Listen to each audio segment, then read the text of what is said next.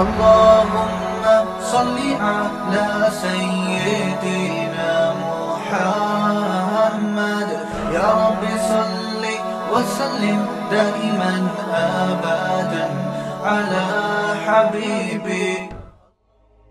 اللہ کے غفور اور رحیم ہونے کا اتنا غلط مطلب لیا جا رہا ہے، اتنا غلط مطلب. غالباً شیخ عبد القادر گیلانی رحمۃ اللہ علیہ کا واقعہ ہے کہ وہ جب بیان کرتے تو جہنم کو زیادہ بیان کیا کرتے تھے، جنت کو کم، ڈراتے زیادہ تھے. تو لوگوں نے ان سے کہا کہ آپ ڈراتے زیادہ ہیں، جہنم کی باتیں زیادہ کرتے ہیں، خوف کی.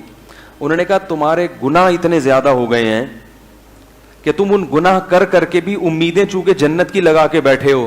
تو میں تمہاری وہ جو احمقوں کی، میں اپنی الفاظ میں ان کی بات نقل کر رہا ہوں کہ جن احمقوں کی جنت میں تم رہتے ہو نا، اس جنت سے میں تمہیں نکالنا چاہتا ہوں.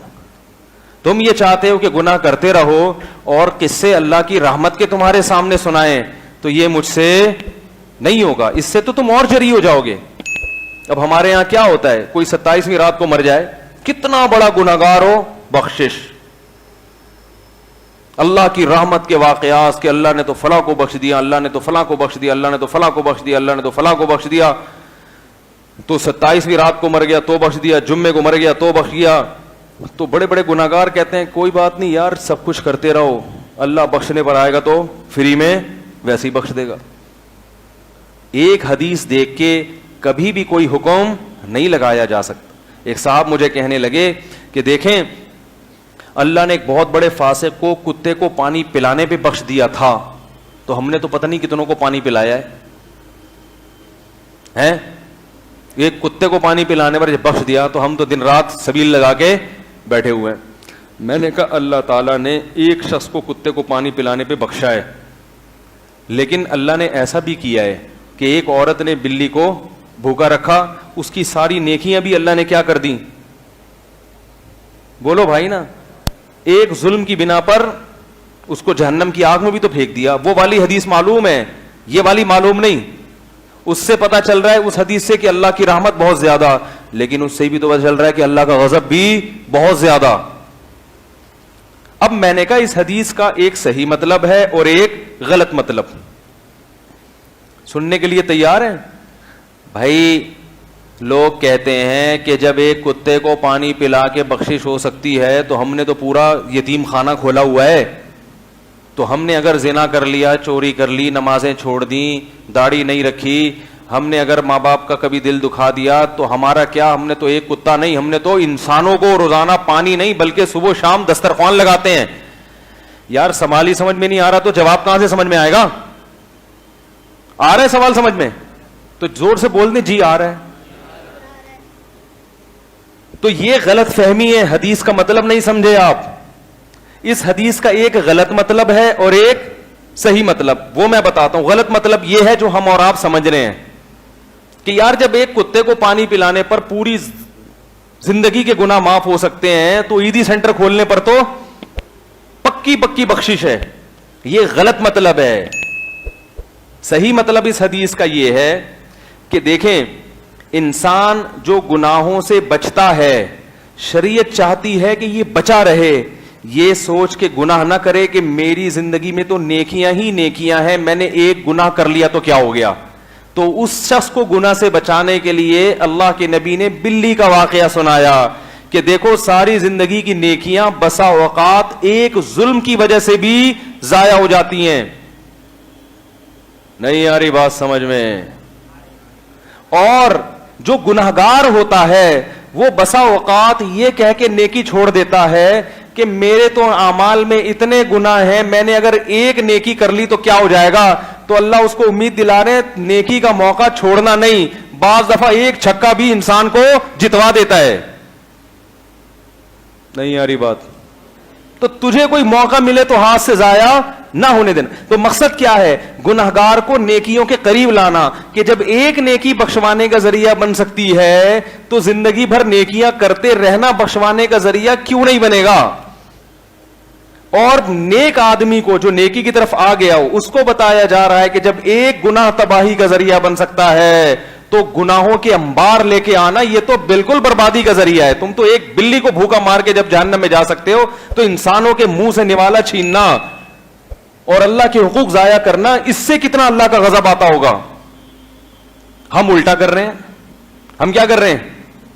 ہم کہہ رہے ہیں کہ جب ایک نیکی انسان کو بخش سکتی ہے تو میں نے تو پتہ نہیں کتنی نیکیاں کی ہوئی ہیں, مجھے مزید نیکی کی ضرورت نہیں ہے.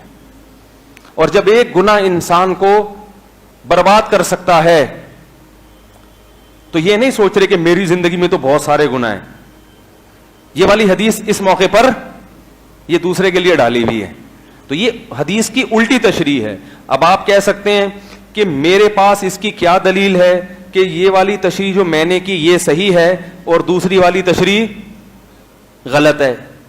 ارے کیا ہو گیا بھائی, مطلب تو دونوں نکل سکتے ہیں نا بھائی. فی نفسی حدیث میں تو دونوں مطلب نکل سکتے ہیں کہ بھائی بسا اوقات ایک گناہ انسان کو بخشنے کے لیے, ایک نیکی بخشنے کے لیے کافی ہو جاتی ہے. تو جس نے بہت ساری نیکیاں کی ہوئی ہیں وہ تو گیا جنت میں, تو 2-4 گناہ تو اس کا کچھ بھی نہیں بگاڑ سکتے. یہ غلط مطلب ہے. اس لیے غلط مطلب ہے کہ 1-2 حدیثوں سے کبھی اصول اور ضابطہ نہیں بنتا. اصول اور ضابطہ کس سے بنتا ہے؟ کثرت سے جس بارے میں حدیثیں اور قرآن کی آیتیں ہیں. قرآن بار بار بیان کر رہا ہے ان الذین آمنوا وعملوا الصالحات, نیک اعمال کرو گے, ایمان لاؤ گے, نیک اعمال کرو گے تو بخشش ہوگی پوری زندگی. الا من تاب وآمن وعمل عملا صالحا, جو توبہ کرے, ایمان لائے اور آئندہ پوری زندگی کے لیے اعمال کو درست کر لے, فاولئک یبدل اللہ سیئاتہم حسنات, یہ وہ لوگ ہیں جو کامیاب ہوں گے. وذروا ظاہر الاسم وباطنا, اللہ فرماتے ہیں ظاہری گناہ بھی چھوڑو, باطنی بھی, سارے چھوڑ دو. کیونکہ ان الذین یکسبون الاسم, جو بھی گناہ کمائے گا چاہے ایک گناہ کیوں نہ ہو, سیجزون, قاعدہ یہ ہے کہ ان قریب اس کو اس کا بدلہ دیا جائے گا. تو اس لیے ہر گناہ سے بچنا ہے, کیونکہ بعض دفعہ ایک گناہ تباہی کا ذریعہ بنتا ہے. اس لیے ہر گناہ سے یہ سوچ کے بچو کہ کہیں یہ گناہ تباہی کا ذریعہ نہ بن جائے. اور جب بھی نیکی کا موقع ملو, ہر نیکی یہ سوچ کے کرو کہ شاید یہ والی نیکی میری بخشش کا ذریعہ بن جائے. بہت مشکل ہے بھائی. اب تو پولیس کی بھی سمجھ میں آ گیا ہوگا, جو آپ کو سمجھانے کے لیے بلاتا ہوں میں. تو یوسف علیہ السلام کیا کر رہے, اپنے آپ کو گناہ سے بچا رہے کہ کہیں یہ گناہ تباہی کا ذریعہ نہ. کوئی اور ہوتا بولتا اللہ غفور رحیم ہے, کر لو, وہ بخشنے والا ہے, یقیناً بخشنے والا ہے, مگر گناہ سے بچنے والوں کے لیے, گناہ کے دلدل میں پھنسنے والوں کے لیے نہیں. جو پھنس چکے ہیں وہ نکلنا چاہتے ہیں تو ان کے لیے بھی ہے, لیکن چاہے تو چاہتا ہی نہیں ہے, کرتا چلا جا رہا ہے. اور آج کا دین تو اتنا سستا بنا لیا ہے, گناہ سے بچنا تو ضروری ہے ہی نہیں. قرآن خوانیوں پہ زیادہ زور لگایا ہوا ہے, عید میلاد النبی پہ زور لگایا ہوا ہے زیادہ, اور زیادہ زور لگایا ہوا ہے محرم پہ. اور جس کو اہل بیت سے محبت ہوگی وہ کچھ مرثیے پڑھے گا. نہ داڑھی ہے, نہ حضرت حسین جیسی صورت بنائی ہوئی ہے, نہ حضرت حسین جیسے اعمال ہیں. حضرت حسن اور حضرت حسین بے انتہا عبادت گزار تھے, بے انتہا سخی تھے, گناہوں سے بہت زیادہ دور رہنے والے تھے. حضرت حسن نے 20 مرتبہ پیدل حج کیا ہے بیت اللہ کا, 20 مرتبہ پیدل حج. کوئی جہاد کا موقع ہاتھ سے جانے نہیں دیا. جب موقع ہوتا تلوار لے کے گھوڑے کی پشت پہ سوار ہو کے اللہ کی راہ میں نکلتے تھے. ایسی قربانیاں دی ہیں ان لوگوں نے, اور ہم لوگ ان کے نام پہ کیا کر رہے ہیں, پیڑے کھا رہے ہیں.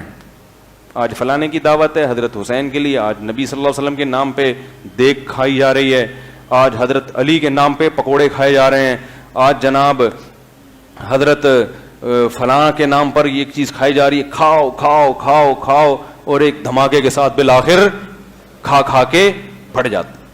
ان لوگوں نے تو روزے رکھے ہیں بھائی, کھایا تھوڑی ہے. ان کی سیرت اٹھا کے دیکھو, یہ تو روزے رکھا کرتے تھے, راتوں کو لمبی لمبی تہجد پڑھا کرتے تھے, دن میں لمبے لمبے روزے رکھا کرتے. مفتی طارق مسعود صاحب کے بیانات سننے کے لیے youtube.com/مفتی طارق مسعود کو سبسکرائب کریں. اور اگر آپ لائیو ویڈیو کو کبھی بھی مس نہیں کرنا چاہتے ہیں تو سبسکرائب کرنے کے بعد بیل آئیکن پہ کلک کرنا مت بھولیں. جزاک اللہ.